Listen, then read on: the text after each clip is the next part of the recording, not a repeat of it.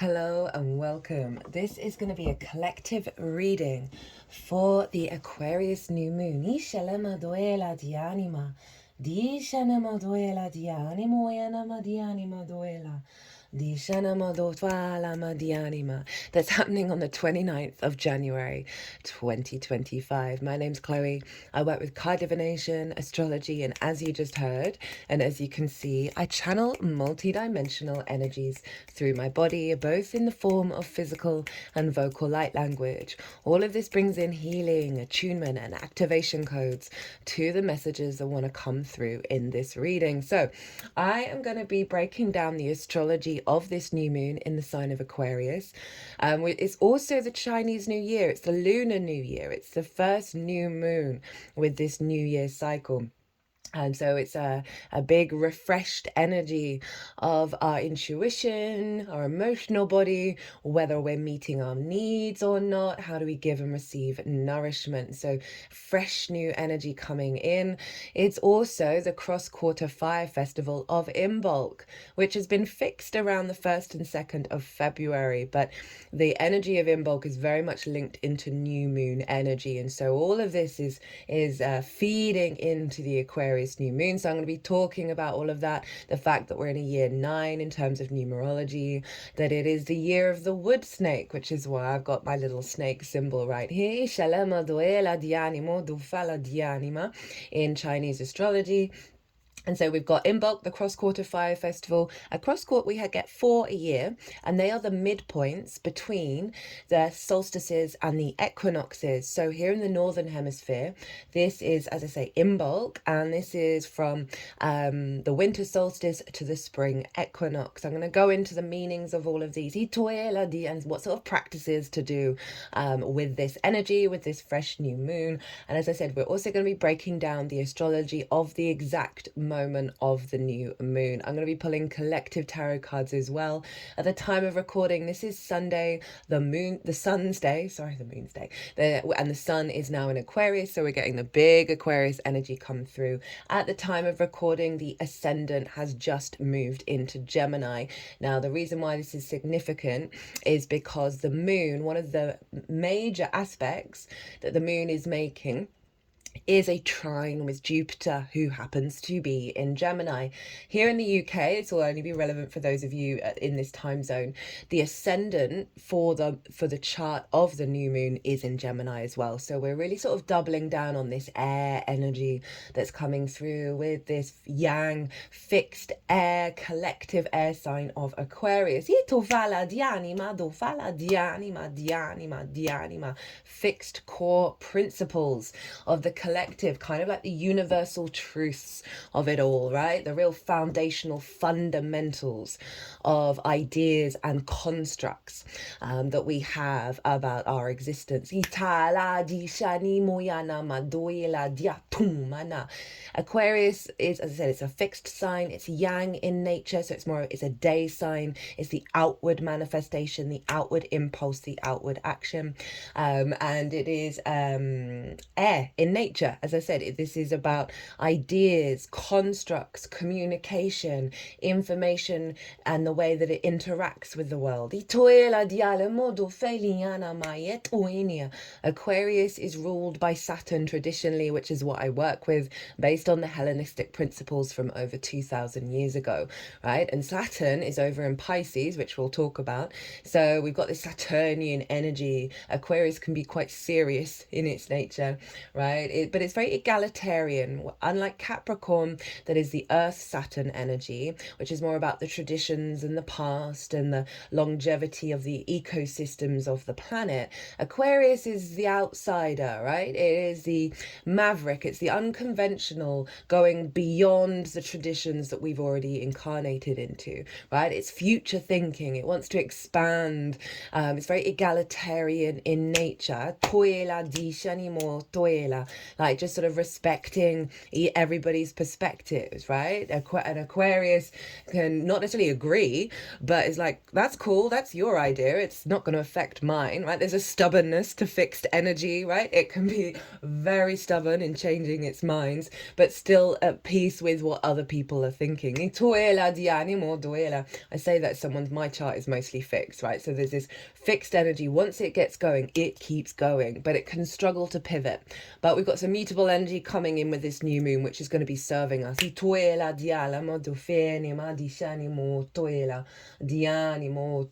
So big energy. I'm also going to be bringing in some philosophies into this because, you know, I very much see philosophy in that kind of like higher understanding, the bigger zoomed out perspective, right? Is very Aquarian in nature. And so we're going to be talking about the Hermetic principles, as well as the Tao. And a little bit, and they're all involved with each other, a little bit of Buddhism, right, in the sense of that equality. But the key phrase that came to me for this new moon is neutrality, not numbness, right? This moon happens to be happening on my Jupiter. I've got Jupiter retrograde in the sign of Aquarius. I've also got my moon there. And so there is this, because of that kind of zoomed out perspective, Aquarius can seem quite detached, right? Because it's not necessarily focusing on the small details. It's not necessarily focusing on the emotional body as well. It's sort of like, it's zooming out of the bigger picture and coming up with solutions that serve that bigger picture. And, you know, you may be in your feelings about something and you're just like, rah, but that's not what I want to hear right now. But it is this sense of neutrality, of that, the awareness of the fundamental neutralness of the universe, of the cosmos, that when we step into that space, we're able to get in the observer mode. We're able to not take things so personally, and therefore find a quicker route to the wisdom of it all.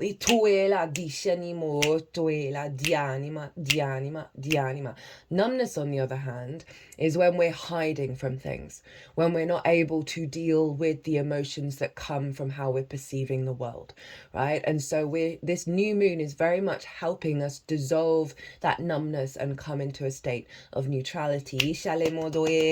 And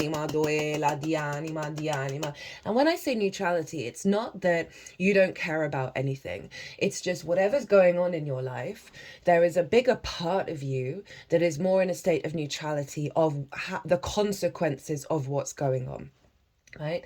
And so rather than having expectations or assumptions about something, you're in this permanent flow state when you're in neutrality, right? And from that neutrality comes your instincts, comes your imagination, comes your desires. But when we hold that state of neutrality, we are then open up to source to co-create with us at a higher level, right, in ways that are beyond our limitations. Neutrality clears limiting beliefs.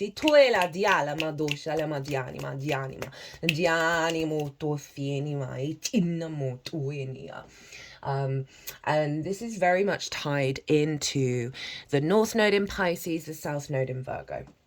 At the time of recording, the moon is in Sagittarius and it's squaring the nodes at the moment. And so we're getting a lot of information and downloads about how to apply what's coming through in this new moon in regards to the bigger themes of the nodal shift.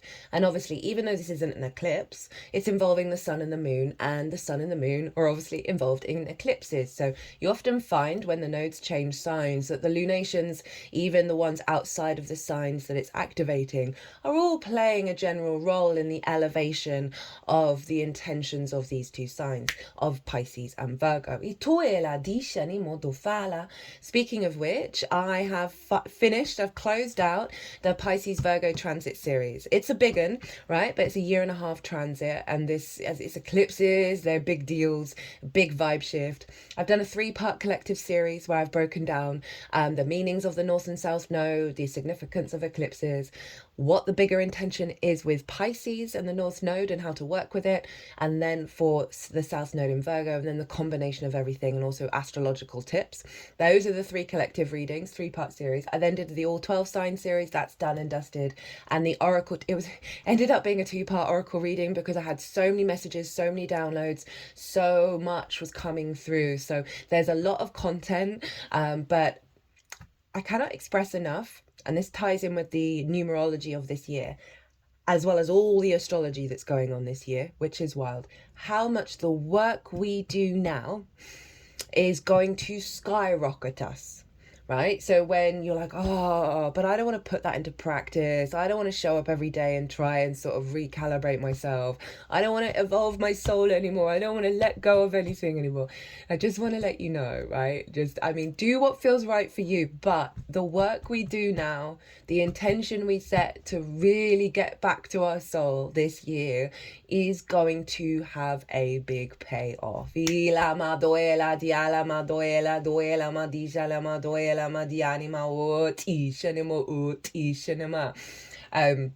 And a lot of what energy we're working with this year is that Pisces Virgo axis as well as the blending of water and fire.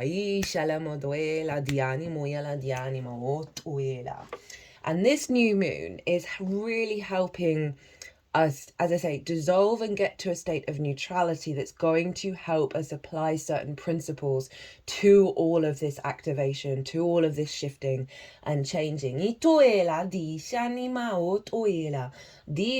Right, before I get into the astrology of the new moon, let's talk about Imbolc. Right, so Imbolc, as I said, is I'm going to pull a couple of cards while I'm doing that. Imbolc is a cross-quarter fire festival here in the Northern Hemisphere. This is when, as I said, the midpoint from the winter solstice to the spring equinox. Now, the winter solstice for me is the new sun year, right? It's the rebirth of the sun. The days start getting longer, but the nights are still the longest, right? And so we then activated the yang cycle of the year that takes us up to the Cancer solstice. And so this is where we're starting to come out of our shell. The seeds that we planted at the winter solstice, they're wiggling up in the soil, right? The sap is starting to rise now. Bulbs are starting to come out. There's a hint of spring in the air, although admittedly today a massive gales are coming and the rain is coming, a storm is coming, but there is that awareness, all of a sudden the days really are longer. They feel longer than they did before. This is awareness of the sun, the vitality, the yang, the animation, the vibrancy of life emerging, the light codes coming in. So this fire festival, all the fire festivals happen in the fixed signs, right? So it's the midpoint of a season, where we're getting more motivation. We're feeling the sap within us, our energy is stirring and getting ready for spring, right? So this is a great time to let go. We're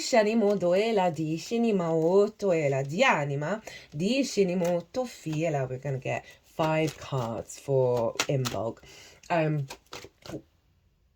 We're gonna, with the cross-quarter fire festival, with this one, this is about letting go of that which you've kind of been playing around with that isn't serving you anymore, right? We're cleaning house a little bit, right? From, say the seeds that we planted for the new year, right? And then we play and experiment, and sometimes things aren't working, so we let go of them and then funnel that energy into the things that are working. And this cross-quarter festival is a great time to be in awareness of that, right? As we're really starting to find there's going to be a build of momentum that's taking us up to the spring equinox. And the traditional goddess linked into, especially in the Celtic energy, linked into Imbolc is Bridget, right? And she represented the spark of life, the raising of our creation energy, right? Snakes are very much a key theme with Imbolc because it's the shedding of the skin and new life, right? It's the Kundalini energy reawakening, right? The snake at the root of your spine is slowly unfurling, right? Ready to ramp up for spring. The energy lines of the planet, the ley lines, the dragon lines, they woke up at their winter solstice, but now their energy is getting, there's more movement going on, right? There's more creativity around us. We're very inspired at this time. This is also a great time for divination, because we do still have the longer nights, right? We're not equal day, equal night, which is the spring equinox, but the nights are still long. So that's the unconscious realms, the hidden realms. So we're really able at this midpoint to tap into our intuition and then activate it in the 3D.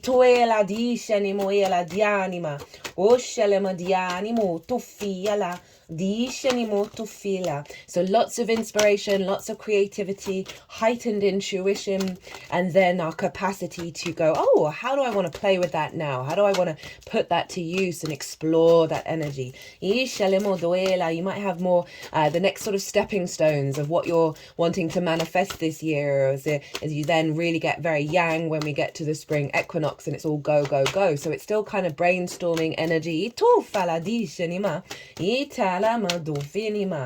is a light festival. One of the things that you can do around this festival is have a fire or a candle, something that has flame with it. Obviously, always be safe when you're working with fire, especially with what I'm about to say.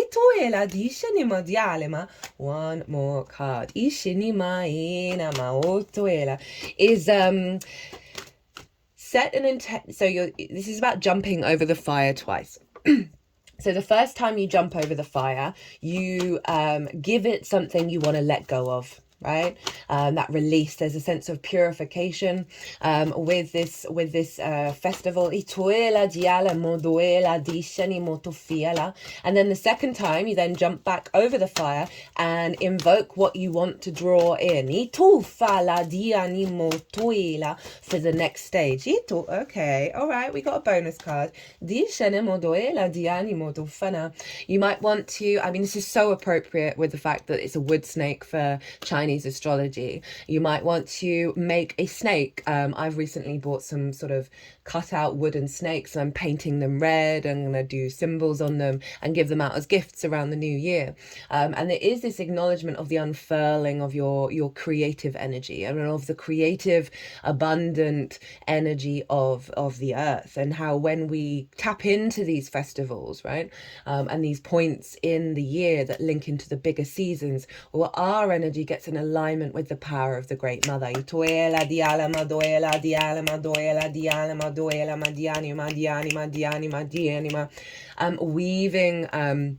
We're weaving a what is called like a bridge's cross, they're weaving the intentions of the new year. As I said, fire rituals. There's also bringing in well water, right? The sanctity of water that brings about life. Right, let's look at these cards. We got 6. Fair enough. So we got Capricorn, we got the devil, which is when where the winter solstice was. We've got Aquarius, where we're at now, which is when Imbolc always happens, or the cross-quarter fire festival. We've got the Queen of Swords. We've got the Ace of Pentacles, the Hermit, and the Ace of Cups. So this is one, building with strong earth energy, right? Before the devil was co-opted by Christians, well, before the horned god was co-opted and turned into the devil, it represented masculine fertility energy, right? So that yang action, that yang manifestation energy of building in the 3D. Capricorn's all about our long-term goals, right? Of climbing that mountain. So we've got this really strong, fertile energy coming through from the Great Mother, infusing into us for being able to build in the long term, right? For what intentions, what ideas we have around Imbolc are really serving us. We've then got the Aquarius card. We've got the Star card. It's bringing in the galactic energy. It's bringing in our star frequency frequency and our ability to be uniquely ourselves, right? That very independent Aquarian energy. She is rid of masks. She has pulled back the conditioning, and she is now infusing her energy into the earth, right? So giving back. You might want to do a little ritual within bulk, is the acknowledgement of the rising of the energy within yourself and within the great earth energy. And then in the sense of reciprocity is exchange that energy, is give some of your energy back to the earth, some of your truth, your authenticity, your galactic energy, maybe call on the sky energy, call on the stars, and bring that into the earth to really help unify the 3D and the multidimensional sphere. This card is about hopes and dreams, right? So this is really activating a higher level, a higher perspective around how to manifest your hopes and dreams moving forwards. And then the Queen of Swords, the acknowledgement that we're not quite in the same frequency anymore, right? We're not stuck in the clouds. We can't see clearly. That frequency of not being able to see clearly is we're no longer in it, right? Her head is above the clouds. Look at that bird. It is right at the star solar plexus, which is then feeding that sort of galactic energy into the crown where she's receiving wisdom. She's also now open to receive. So this is through our state of authenticity, right? And awareness around this time, we are then getting a lot of inspiration to then cultivate and think about and opening those downloads, right? And really being able to see clearly and not feeling the sort of the weight and the suffocating energy of the difficult past frequency. We're really open to the messages of moving forwards, right? And really being able to cultivate that frequency. And then the Ace of Pentacles, high spring energy. So this is fresh new energy of how to then work with it in the 3D world, how to bring heaven on earth, right? Well, this is my new earth card because we've got this portal with the mountain and we go through this portal to bring this higher perspective and then create in the 3D, because we've also got the flowers of the magician, right? Of how to take action and manifest, right? In the 3D from that higher perspective. Speaking of higher perspective, we've got the Hermit. This is similar to the Star in terms of this is about your wisdom, right? Your deep connection. This is the wild man in the woods of what is nature telling you, following that frequency, following the unfolding of the seasons, and there's also the star that it's guiding it in its lantern of this embodiment of the higher galactic energy in the 3D form, right? In that earth energy of Virgo, and holding on to that wisdom. This figure isn't bothered about what society thinks. It knows what it thinks. It's gone deep within itself. It's connected back to the nature and the rhythms of nature and the nature of itself, and it understands that at a very profound level, and we're able to implement it. This is also where the South Node is, and that South Node is getting us out of control, getting us out of needing all the plans, needing all the answers, always trying to facilitate everything, right? Perfectionism, criticism, judgment. That South Node is helping pull back those layers of Virgo energy, reconfiguring your digestive system. You may find yourself wanting to eat more healthily with that South Node being in Virgo, and really tending to your physical vessel around this time. But essentially it's then condensing and leaving that Virgo energy of being able to facilitate the magic of Pisces in the 3D realm. So speaking of Pisces, we've got big water coming up, right? So we've not two aces with this fresh energy that's heading towards spring, beginning energy, beginning of the suits, a renewal of our emotional body, right? This sense of abundance and this sense of peace. So creating very imaginative, very inspirational, right? Creating this energy within us.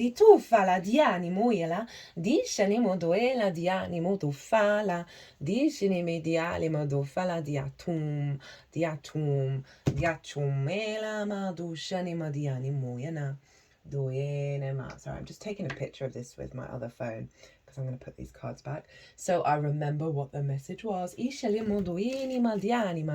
Now, Chinese New Year is pretty similar. Right, it's welcoming in the new lunar year, and there's some practices around this that involve cleaning the house before the new year. I mean, doing a little cleanup before the new moon is always a good idea, as is on the day of the new moon, changing your bed linen, right? Changing your sheets so that you've now got fresh energy where you sleep, because the moon is obviously linked into dreams. So we're pulling some cards for the Chinese New Year. So this is encompassing, the mythology of of the Chinese zodiac. The meaning behind the Chinese New Year, again, is linked into the lunar energy. So it's more of our emotional body, our intuition, whether our needs are being met or not, or how do we give and receive nourishment. So again, fresh energy, fresh lunar energy. It's a very giving time of year. The exchange of energy, again, right? That acknowledgement, which I said about in bulk. And it's with the wood snake. So we're doubling up on snakes here. Now, wood represents growth, flexibility, and progress, right? That sense of groundedness, the practical nature of building earth. With earth. Again, we're getting 5 cards. The snake is seen as wise, intuitive, charming, driven, and mysterious. And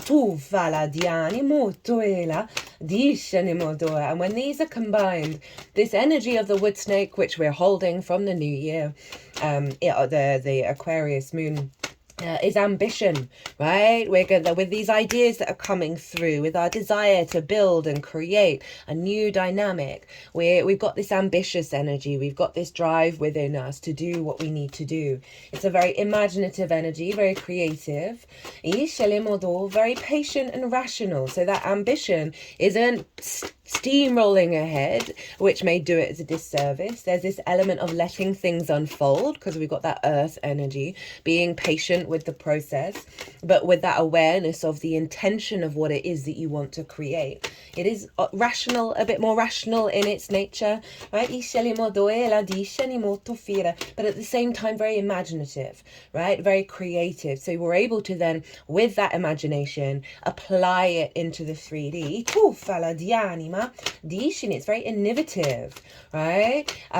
Because it's the snake, it's the shedding of the skin. Again, that flexibility, because it's able to move and shift and change, right? With the changes that are going on.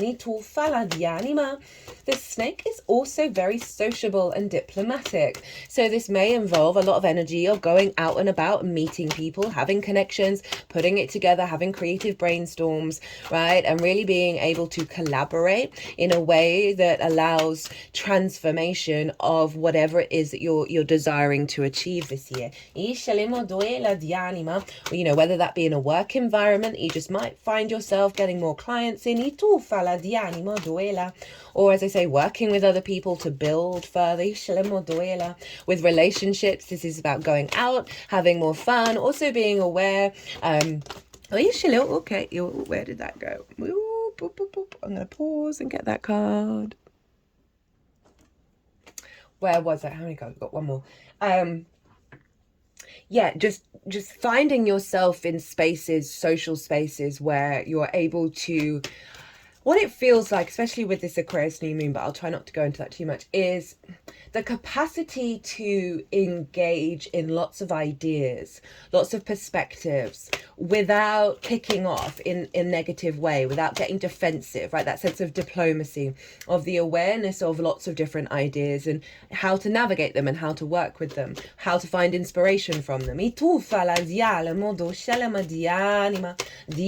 Some of the challenges that the wood snake may face, and therefore we may face this year, is a bit of a stubbornness, right? There's a bit of resistance to change, of like, I'm just going to go this way. That ambition, right? We really want to blend the ambition with the flexibility, right? With the transformational nature of the snake, rather than the sort of the determination that sees us not being able to adapt. You know, another part of the snake can be, the wood snake in particular, can be that of a perfectionist, right? That wood energy of needing to do the good job. And then the sort of the driven energy of the snake that has this sort of fixed intention that it has to be a certain way, right? The snake is also, as I said, very mysterious. I tu fa la diala mo do shalama dianima do shalama di shanimo tu fila. So it's allowing us to tap into the more unseen realms, right? It's allowing us to allow things to cultivate within ourselves rather than wanting to, you know, shout something from the rooftop from the first inspiration. We're allowing it to cultivate, allowing the mystery to unfold, right? And being in that flow state of the snake. Itu shalamadianima ot shinia di shinimodu faladianima. So we've got the 5 cards. So let's see. That was the first one. So we have the 9 of Cups, we've got the Page of Pentacles, we've got the Temperance card, hi Sag, we've got the Hierophant, hello Taurus, and the King of Cups. So this wood snake is really wanting to get us in our flow, our emotional flow, right? This is the inner alignment of the emotional body, the sense of gratitude and abundance of our existence, the confidence that we have to move through the world, to embody that snake, to shift and change and follow our intuition and our imagination and our creativity, right? We're just gonna be enjoying the ride, right? It's not about having the assumptions and expectations about how it's gonna turn out, although this is the wish fulfillment card, but there is just generally being in a more flow state and putting that into practice into the 3D, right? Of playing with that creativity, playing with that imagination, and, you know, the innovative energy of the wood snake that's then able to shift and change and put things into practice to, you know, have that kind of growth energy of wood, right? The progress of it all. We've got that Page of Pentacles, right? So this is new ideas,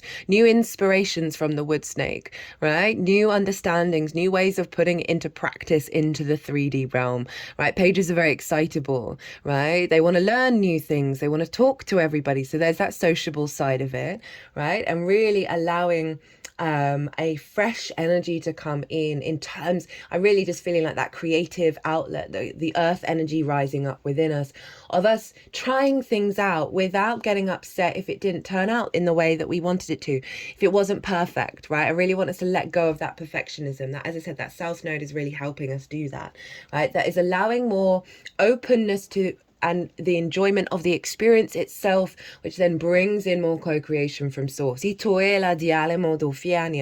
with these ideas, with these creative inspirations, we're going to then alchemize it. We're going to really bring it together and refine what the ideas are, the creativity we're going to play, right? And this is about the refinement and bringing the higher angelic frequency into the 3D world that gets us to a place of sovereignty of our own divinity in the 3D. But it is an alchemical process.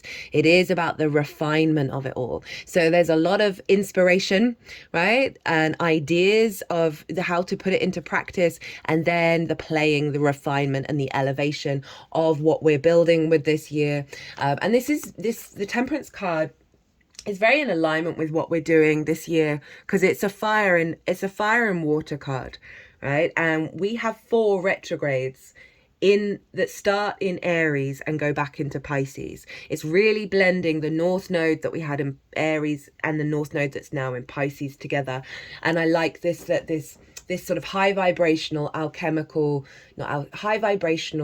frequency from the Aquarius new moon is helping us have these sort of more universal principles in the way that we operate, that's allowing us to access this at a higher level, right? The alchemization of the soul, right? But we apply this out in the world and take it out in the world. Wait, which one went? Yeah, I thought it was the Hierophant next. Then it's the Hierophant, right? And so this is the embodied wisdom of source within us and the confidence of it. It's in our body, right? So this is where we're headed and what we're striving for and establishing with this, a real level of commitment to walk our talk, right? To embody the creative force of the universe, right? That wood snake in our body, in the way that we feel that wood energy, right? The growing sap within us, the growing connection to source within us. And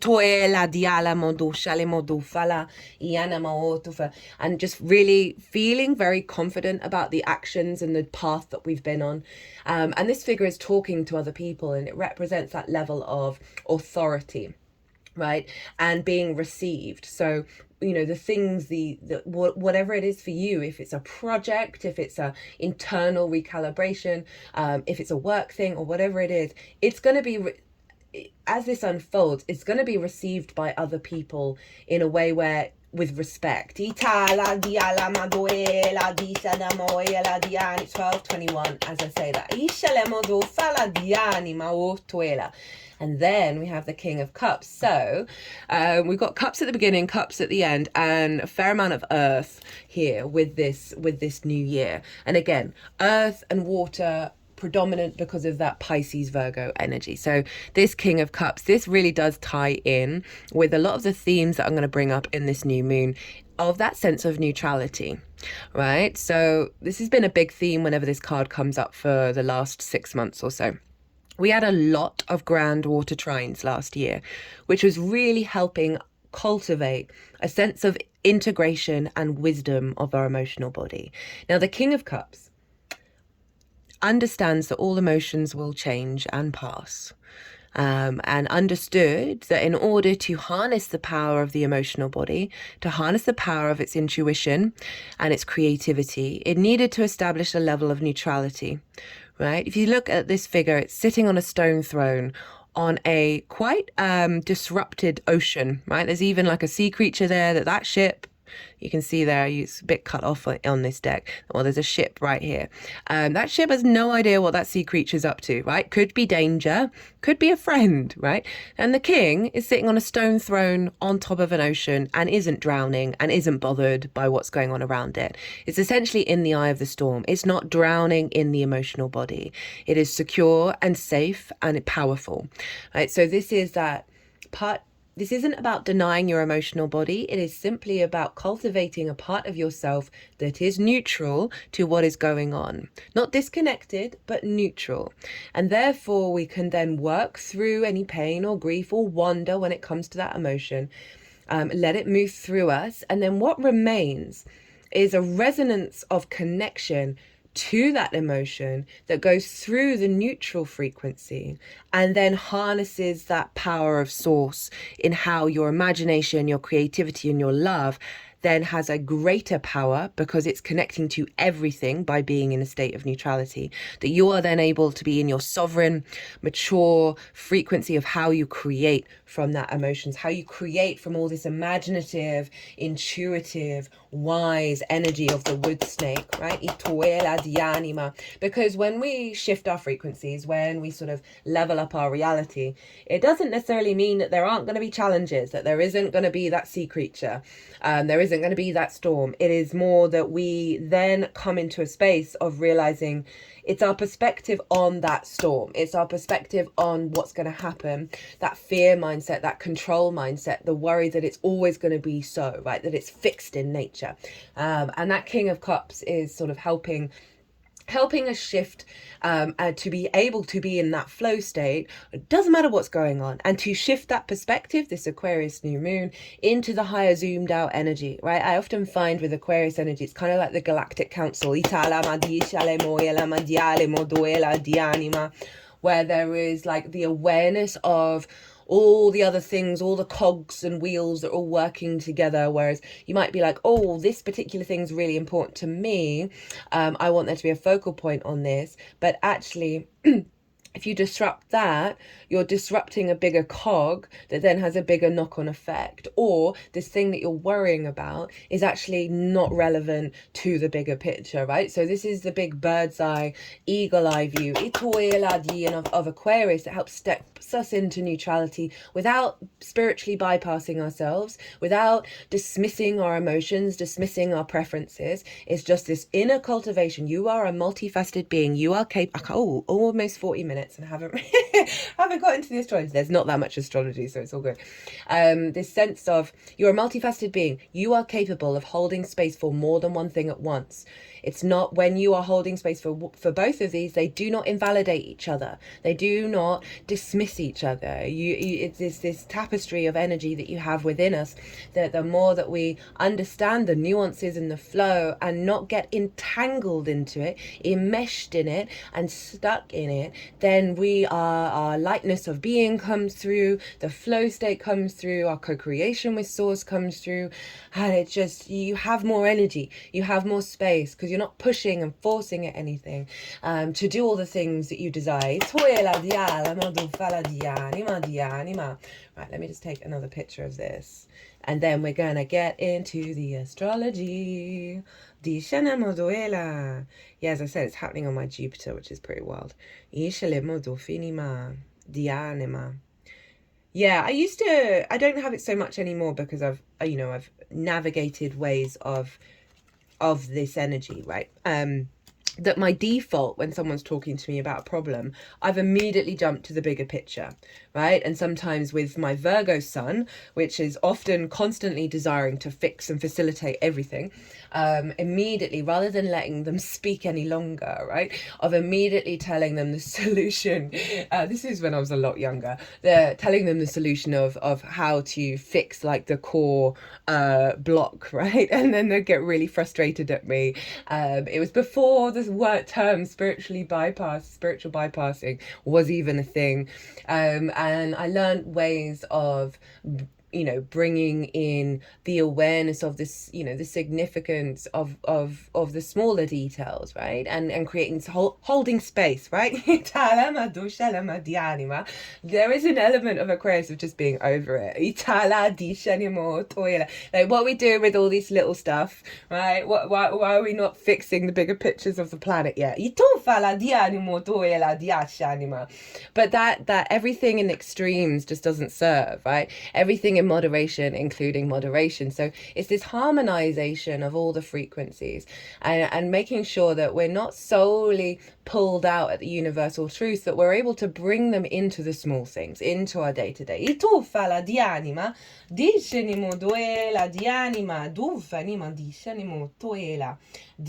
Right, let's get into numerology of the 9. So this is a year 9 in terms of numerology. This is a completion year, right? It's the shedding of the skin of the last 9 years, right? So the power of this astrology this year is so wild, right? So not only it's a wood snake, not only it's an Imbolc, which involves snakes, but it is a year 9 and the shedding of the skin of the past 9 years, right? So with the year 9, this element of completion, right? We'll go back to 1 next year. We're closing out of a lot of patterns that we are not necessarily taking with us into the next cycle. We're completing and raising up, and there's a sense of satisfaction of the elements that we are taking forward, right? A level of maturity, a level of fulfillment, a greater wisdom and understanding of all that has come before in the last 9 years, right? It's a very sort of crown chakra energy. What will help over the year 9 is to reflect on the last 9 years, reflect on what, you might just want to do a simple meditation and meditating on the number 9 in terms of what that represents, and seeing what comes up in terms of ideas or in your body of what's letting you know what's being let go of, right? What isn't going to serve you, and you just sort of can reflect on that and then release it. Again, as I said, wisdom and understanding, it's kind of that higher picture, right? The zoomed out, because it's the top number, right? Able to look down at all that has come before it, and bring everything together and be like, okay, I can find a deeper wisdom here. I can let go of some wounds. I can activate a deeper understanding, which is then kick-starting, right? Because we'll see with the 9, both the letting go, the sense of completion, as well as the activation of what's coming in the next cycle. So that sort of understanding, that elevation, that integration is bringing an awareness of where the growth is headed, right? And we can do a lot of prep work, which is why I said what we do this year. Okay, they wanted me to use a different deck. Okay, they're saying 2 from that one and 3 from this one. Yeah,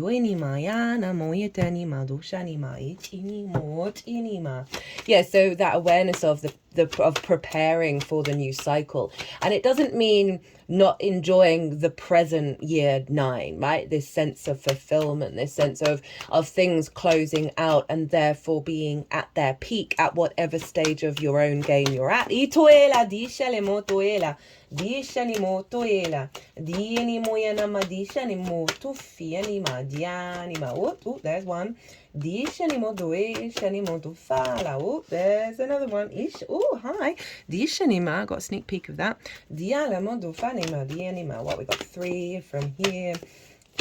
And it's traditionally ruled by Mars, the number 9. Itoela. You know, Mars is our motivation, our drive, and our action, as well as conflict, right, and drama. So it's, with this being a 9, it's the impulse to head. You know, Mars is actually retrograde at the moment. It's in the sign of Cancer, which obviously is every lunation that we're having.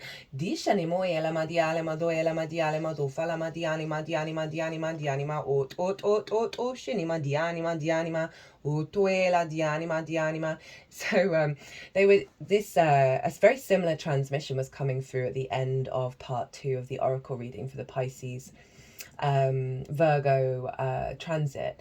Is that this is kind of like our higher self, our source energy, bringing it into the individual, bringing it into the 3D incarnation and the ascension. And they were doing some work there, and that was mostly focused around the crown and the heart. And this feels very much like the mind, right? And infusing elevated energy. And obviously, I forgot to mention, this is the head, the nodes, right, where eclipses are called the head and tail of the dragon, which is another representation of the snakes, right, of that sense of transformation, of letting go, and where are we headed. Itoela diale modo fala dianima otoela di shanimoya lama dianima.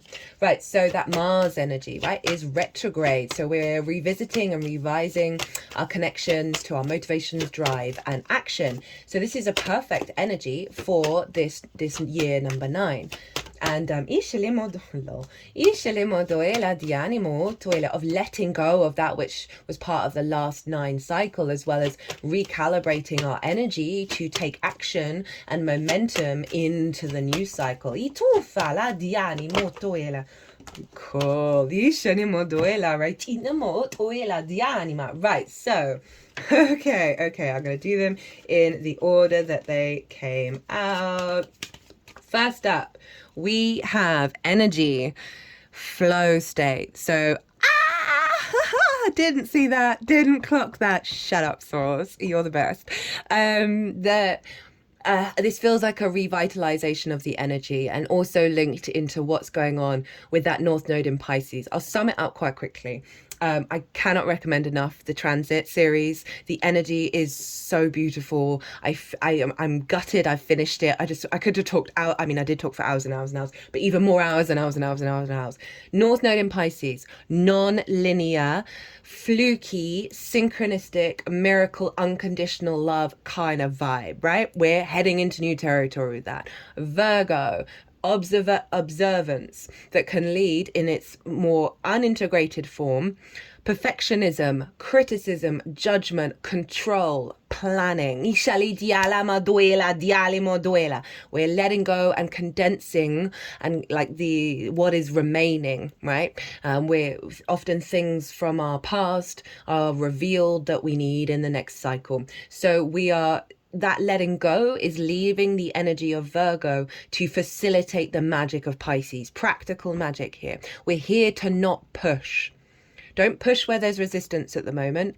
I mean, you will learn things, but it's not going to serve you. If you really want to amplify this energy of this year, trust in the flow state, soften. If you're feeling rigid and tense and contracted, if you're doing something and it's like you're having to work really hard at it, that there's resistance, that it's pushing back, it's not what you want, isn't happening, leave it alone. Leave it alone. Go and soften, maybe do a meditation, see if you get any inspiration about how to shift that resistance. But it could just be that you're not supposed to focus on that right now. Trust in the flow, trust in the surrender and the softness, and that your intuition is going to guide you. Also, this is about dissolving fears. One practice that I've really been working on is when I have a fear mindset come up, I then, in my body, Virgo, and my emotional body, do deep cleansing of letting go of that fear and bringing joy back in, bringing the unconditional love of source back in. And then almost immediately, one time it was 4 seconds after I did this, whatever that fear was about, external to me, something will happen that will let me know that that fear was an illusion. We're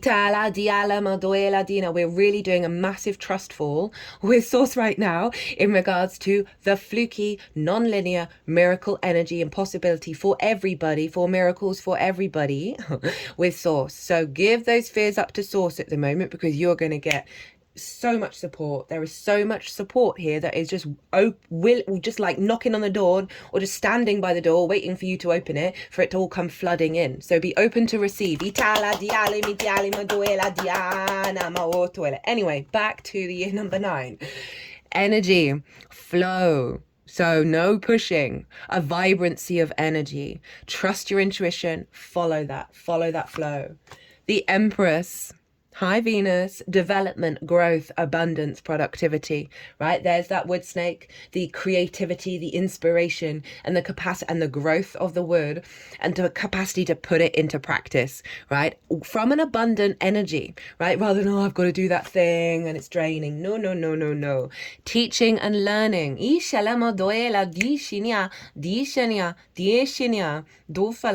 that's a 3. This is another 3. So this is again that year 9 energy of the elevation of our wisdom, the integration of that last 9 years, the wisdom that we're getting, how we've learned, and then how do we grow moving forward. Follow your dreams. We've got a 4, so that's 10. So that's back to 1. That's back to 10.